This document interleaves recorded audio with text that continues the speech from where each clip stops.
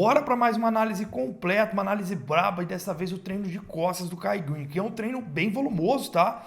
É um treino onde ele estava no ápice ali da performance, do físico também, particularmente num atleta que eu gosto muito. Esse treino, por ele ser volumoso, ele tem bastante escolhas de exercícios interessantes, mas alguns métodos que eu não gosto muito. Mas vamos lá. Primeira combinação de exercício, ele começa com o método B7 agonista-antagonista. Isso mesmo, é um método que particularmente eu não gosto muito. Por quê? Porque para você ter uma máxima eficácia do trabalho do agonista, o seu antagonista tem que estar relaxado.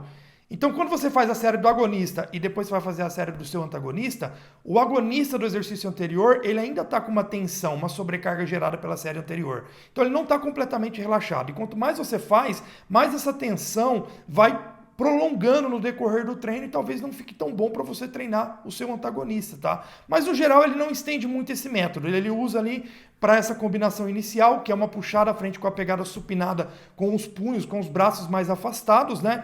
Que é um exercício que trabalha de forma predominante a extensão da articulação do ombro, por mais que esteja no plano escapular, mas ainda é uma extensão da articulação do ombro. Qual é o motor primário desse movimento? Principalmente a grande dorsal e o redondo maior, tá? E por ter uma rotação externa da articulação do ombro, você tem um trabalho de tensão, uma tensão gerada pelo redondo menor e também pelo infraespinhal, que são músculos do manguito rotador, tá? Então eles mantêm um pouco de tensão, talvez não fique tão confortável para alguns. Mas no geral ele executa bem esse exercício, podem ver que ele tem uma boa amplitude de ação, uma leve inclinadinha no tronco para conseguir uma boa extensão da articulação do ombro, trazendo o húmero bem próximo do tronco ali, então consegue uma boa eficácia do trabalho da grande dorsal, principalmente as fibras inferiores e mediais, que são mais verticalizadas e alinhada com o vetor de resistência, né? Com o movimento, consequentemente trazendo mais, favorecendo mais o trabalho dessas fibras. Lógico, ainda tem o trabalho das fibras superiores da grande dorsal, mas esse exercício é mais direcionado para as fibras inferiores e mediais. E como tem também o movimento de depressão escapular, você também tem um bom acionamento das fibras inferiores do trapézio.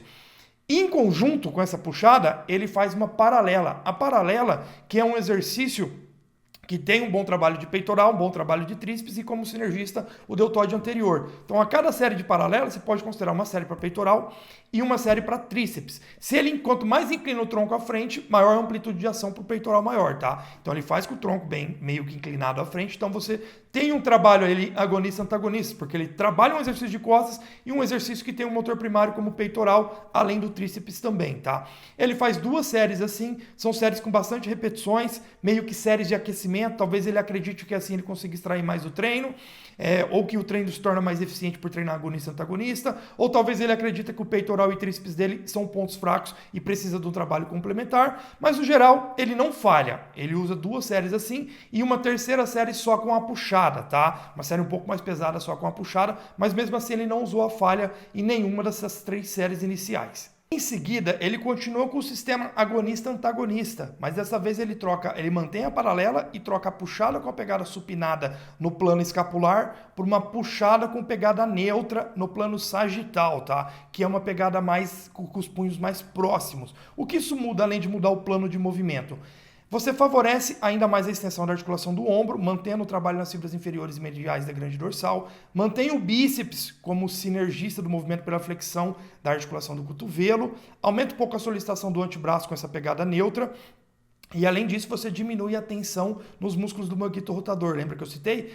Que a rotação externa que a pegada supinada gera, você aumenta a tensão do infraespinhal e redondo menor. Dessa vez com a pegada neutra, você não tem essa rotação externa, então você diminui esse desconforto, principalmente para quem sente o desconforto, mas diminui essa tensão nesses músculos infraespinhal e redondo menor, que são músculos do manguito rotador, tá? Mantendo a ação na extensão da articulação do ombro, né? Favorecendo aí o trabalho das fibras inferiores e mediais da grande dorsal, principalmente, né? Além disso, mantém um pouco da depressão escapular, mantendo ali o trabalho das fibras inferiores do trapézio.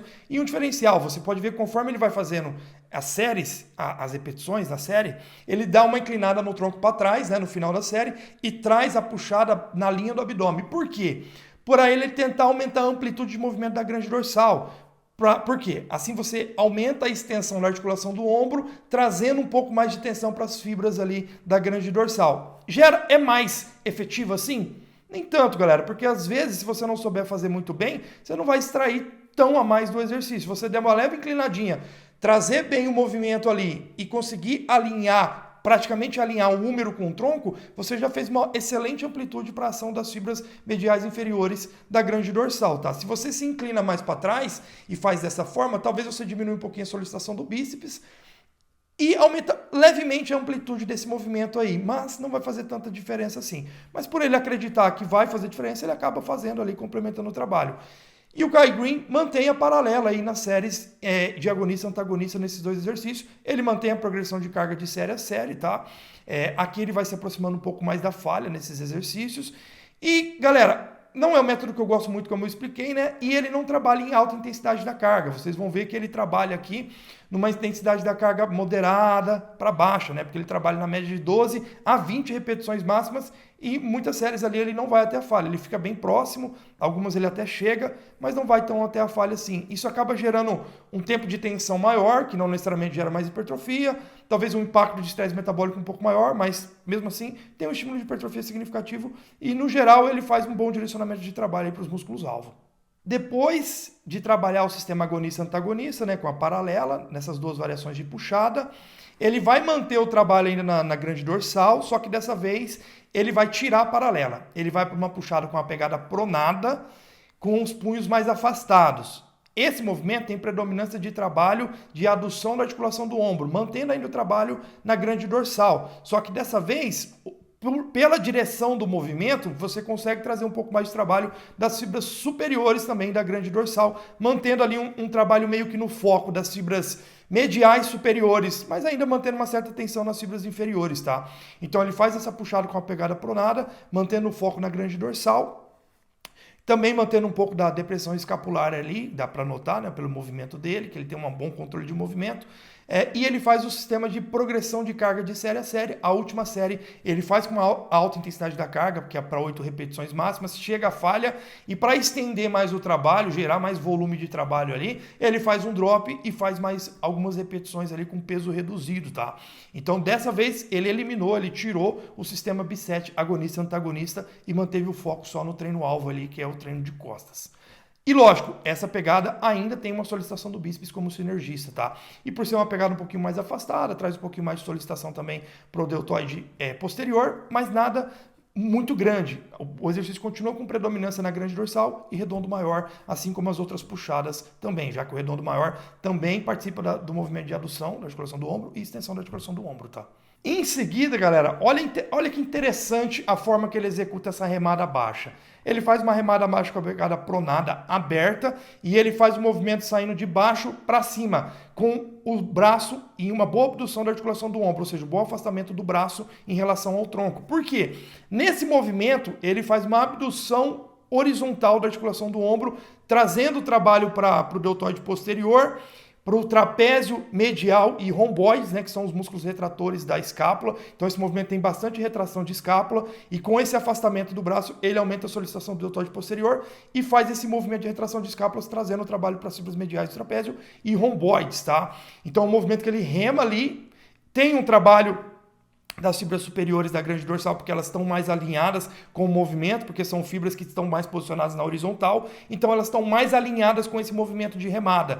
Então é meio que um trabalho de upper back, é um trabalho mais superior das costas e centralizado também. Fibras superiores da grande dorsal, deltoide posterior, romboides e fibras mediais do trapézio. Em conjunto, ele faz uma bisete com um encolhimento. Ele vai fazendo variações de encolhimento, né? Trás e frente ali, mas no geral é um movimento ali que tem como motor primário as fibras superiores do trapézio. Não é um movimento assim tão efetivo, não gosto muito dele fazer esse tipo de bisete, porque a fadiga do trapézio pode acabar limitando as séries das remadas e dos próximos exercícios, mas no geral acredito que ele busca mesmo essa fadiga, essa tensão, esse estresse ali, já que ele trouxe o trabalho para as fibras mediais do trapézio, acredito que ele aproveitou e complementou com as fibras superiores também do trapézio ali, com esse sistema de bisete, progredindo carga de série a série na remada e também no encolhimento, tá?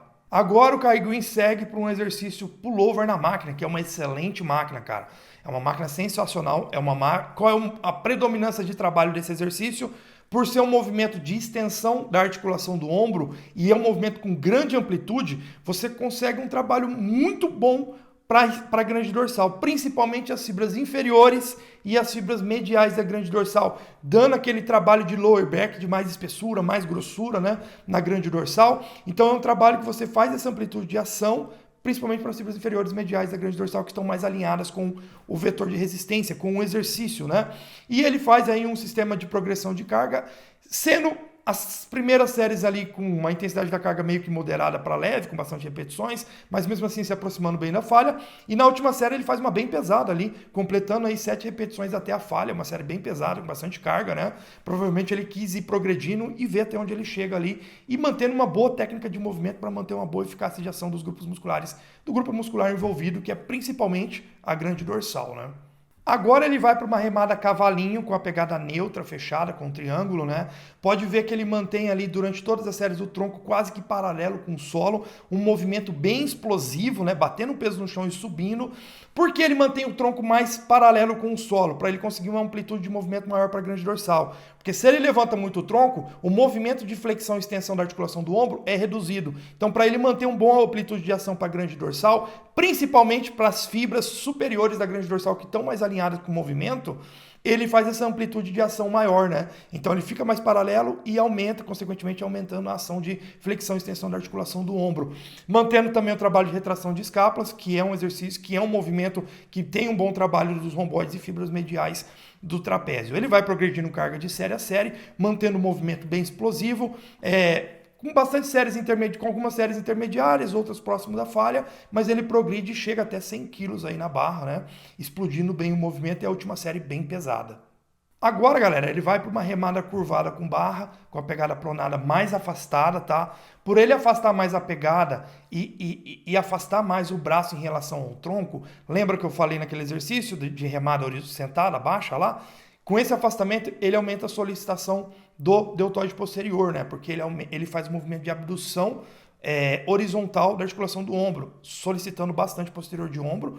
Esse movimento ele também tem um foco nos retratores da escápula, que são os romboides e fibras mediais do trapézio, e ele também mantém uma boa amplitude de ação para dorsal, mas é um movimento mais centralizado para as costas, é um movimento mais núcleo, é um movimento de romboides, fibras mediais e do trapézio, né, e deltoide posterior. Mas ainda assim você tem um bom trabalho também das fibras superiores da grande dorsal, que estão alinhadas com um movimento, né, e também um redondo maior. E ele vai com o sistema de progressão de carga de série a série aqui também, né? Mantendo um padrão de movimento um pouco mais explosivo aí nas séries na remada cavalinho. Lembrando, todas as remadas têm o bíceps como sinergista. Então ele acaba solicitando bastante o bíceps aí nas remadas. Mas no geral ele consegue trazer bastante tensão para o grupo muscular alvo, no caso as costas ali que ele está trabalhando nesse treino. Agora ele vai para o movimento de remada lateral com halter, ele faz apenas 2 séries, uma mais leve e uma mais pesada. Ele faz um leve movimento de gangorra, mas bem aceitável, tá? Ele não elimina a sobrecarga do exercício com a gangorra.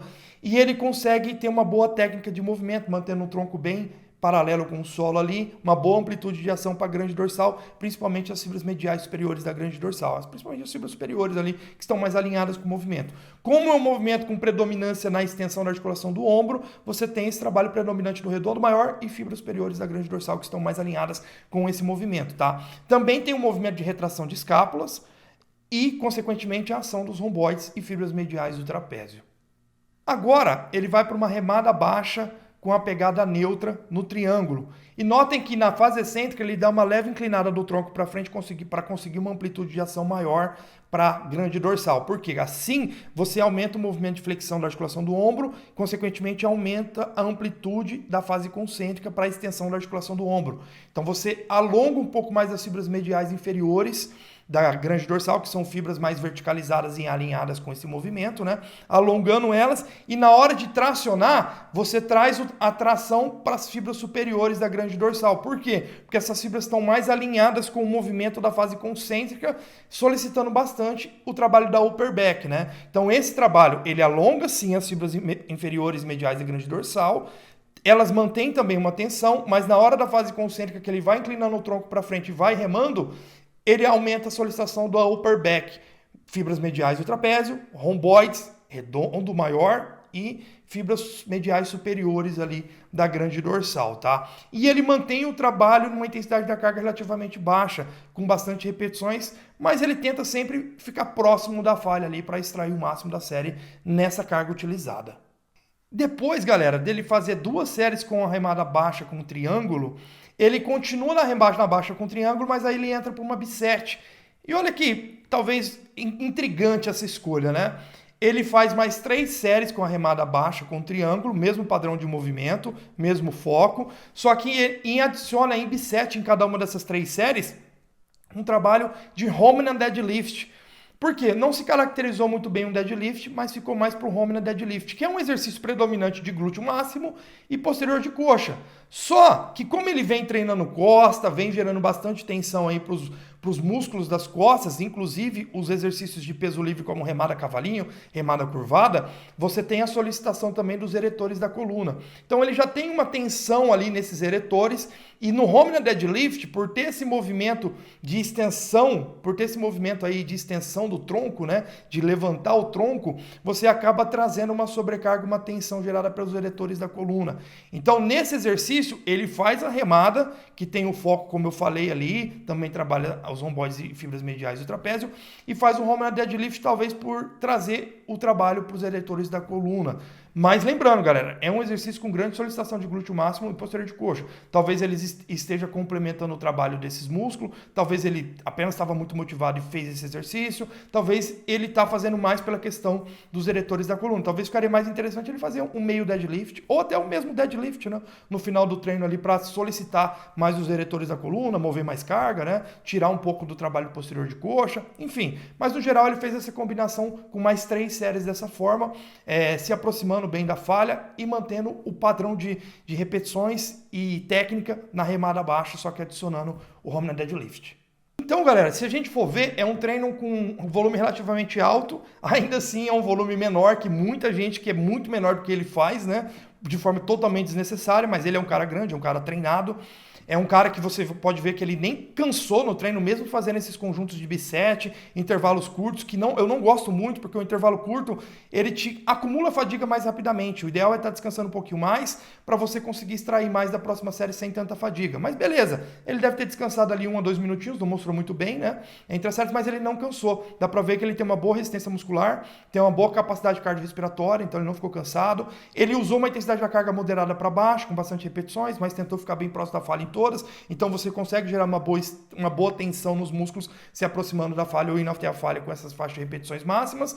E ele também tem um estresse metabólico acumulado de série a série ali. E no volume geral, galera, se a gente for contabilizar, vai dar uma média de 30 a 35 séries para as costas, 3 séries para o trapézio superior, 5 séries para peito e tríceps por causa da paralela e 3 séries para glúteo máximo e 3 séries para posterior de coxa, se a gente considerar ali o Homina Deadlift, né? Então a gente tem uma média de volume de treino relativamente alta para as costas e os complementos de trabalho por ele ter usado o sistema de bisete agonista-antagonista no começo do treino e depois o sistema de encolhimento, né, no meio do treino e depois no final o Homina Deadlift ali em bisete. Então é um treino com alto volume, é um treino que ele tem uma boa técnica de movimento, né? Eu não acho muito interessante o sistema de bisete, porque cansa muito rápido, que nem eu falei no começo, mas como ele tem uma capacidade cardiorrespiratória boa, uma boa resistência muscular, talvez fique adequado para ele. Eu optaria por aumentar a intensidade da carga das séries, né? Começar com progressão de série, mas chegar nas últimas séries ali com uma média de 6 a 10 repetições máxima, né? Porque são intensidade da carga maior, gera uma tensão maior. Não precisa necessariamente buscar a falha nessa intensidade, né? Mas, no geral, é uma seleção de exercícios bem interessantes, porque é um treino bem completo, ele favoreceu bem o trabalho da grande dorsal no início do treino, depois veio trazendo trabalho para o núcleo das costas, para upper back, né? Variou os estímulos ali, mas ficou um trabalho muito completo para as costas. Então, uma boa seleção de exercícios, sem nada mirabolante, no sentido de escolha de exercício, bem básico, bem objetivo, exercício que tem na maioria das academias por aí, que dá para fazer. Então, é isso, galera. Essa foi a análise, espero que vocês tenham gostado e deixe seu feedback aqui nos comentários.